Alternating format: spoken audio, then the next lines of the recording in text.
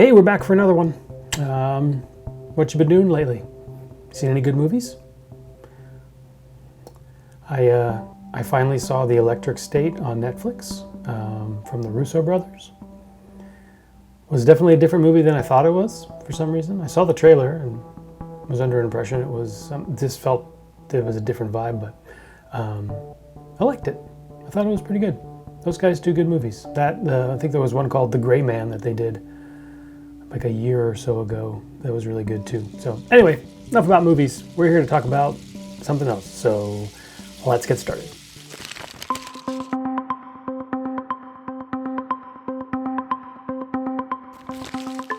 Hello there, and welcome to another Cybersecurity 101. I'm Mark Hemingway, Creative Content Director here at Archer Energy Solutions. And today we're going to talk about supply chain attacks. So we're going to get the whole skinny on that. Is that a term? Skinny? All the new terms that the kids have? I feel like it is. I have no idea what it means, but I'll go with it. Anyways, so if you guys are familiar with this, I use ChatGPT so I can learn. I figured while I was learning, I might as well make some videos about it so then y'all just can kick back and watch a short little video and learn as much as you can just like me. So anyway, let's get started. Got my first question loaded into ChatGPT, and it is, what is a supply chain attack and how does it work? A supply chain attack targets vulnerabilities in a vendor or third-party provider to compromise the final target. Attackers infiltrate trusted software, hardware, or service providers to distribute malware or gain access to sensitive systems. All right, so it's got to do with the vendor or third-party people. So you got to keep your eye on those guys. Now I'm covering this subject because I've heard that a lot of this lately, that this is kind of a trending topic right now, a trending thing. So let's find out, why are supply chain attacks a growing concern for cybersecurity? Supply chain attacks are rising because they exploit trusted relationships, making them harder to detect and allowing attackers to impact multiple victims through a single compromise. Okay. That's pretty crazy. So you have those third-party people and you trust them, but they're coming in that way and making it look like it's coming from them. I mean, that's what I'm getting from it. So I usually like to wrap up these episodes with notable incidents that happen, but we're going to tackle that a little bit earlier because it just kind of seems like it makes a little sense right now. So can you give an example of a notable supply chain attack? That way we kind of get an idea of maybe something that we can relate to. The 2020 SolarWinds attack is a major example. Hackers compromised the Orion software updates, affecting thousands of organizations, including US government agencies. Yikes. That's insane. I remember the SolarWinds attack. I don't really know much about them, but I remember hearing about them. I wasn't really sure what that all entailed, but that's crazy. And US government agencies. That's nuts. All right, so how do these things happen? How do attackers typically infiltrate the supply chain?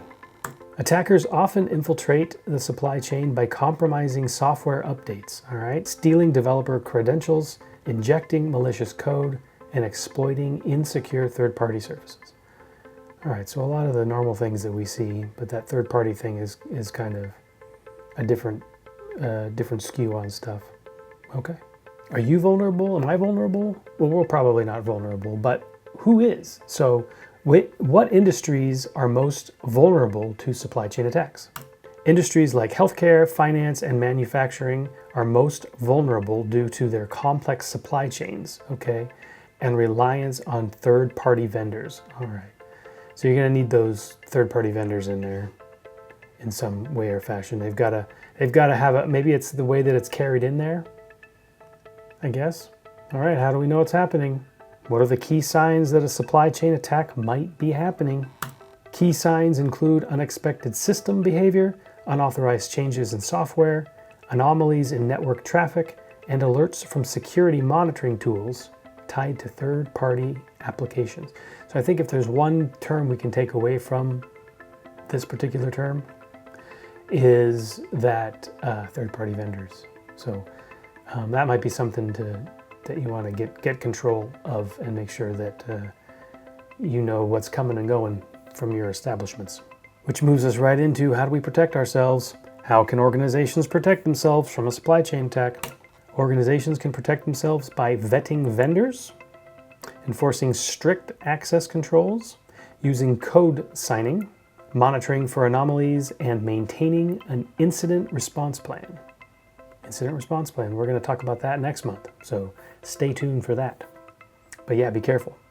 So third-party vendors seem to be almost the cause, but what else? I mean, what role? So here we go. What role do third-party vendors play in preventing? Can they help preventing these attacks? I mean, they seem to be part of the whole problem.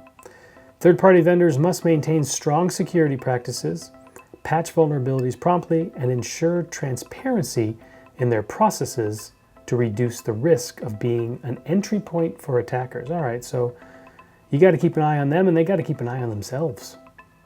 They got to, they got to do their part too, right? So what are the rules and regulations behind all this? Let's look at that. How do regulatory standards like the NERC-CIP address supply chain security?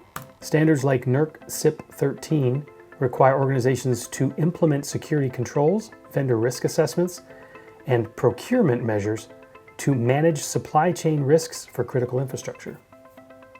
I guess that's all I can say about that. They're on it. You just have to make sure that you enforce it and do it. Go. All right, final question here. We just want to kind of take a look at what steps should an organization take if they suspect a supply chain compromise. What do we do? If a supply chain compromise is suspected, organizations should isolate affected systems, conduct a thorough investigation, notify vendors and regulatory bodies, and implement remediation measures to prevent further damage. Okay, well there you go. Supply chain attack. Keep it safe. Patch it. Make sure your vendors are also doing what they need to do, because they seem to be a big reliability factor. So anyways, alrighty. Well, hey, thanks for joining me here on another Cybersecurity 101. I hope you learned a little bit of something today. If you have any questions there, or if you have a term that you'd like me to cover here on Cybersecurity 101, please leave it in the comments below here on the YouTube.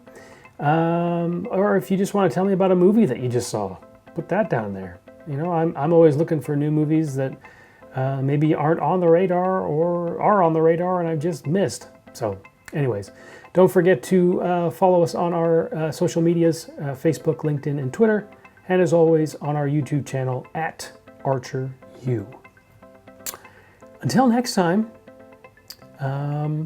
watch some movies, watch some baseball, and enjoy the NBA playoffs if you're into that. So anyway, I'll talk to you later. Bye. You can catch new episodes every Thursday. Follow us on YouTube at ArcherU. Like, subscribe, and click the bell notification to be notified when a new episode has been released. Is there a question or a topic you'd like Mark to address on an upcoming episode of Cybersecurity 101? Leave them in the comments below and check back in every Thursday for a brand new episode.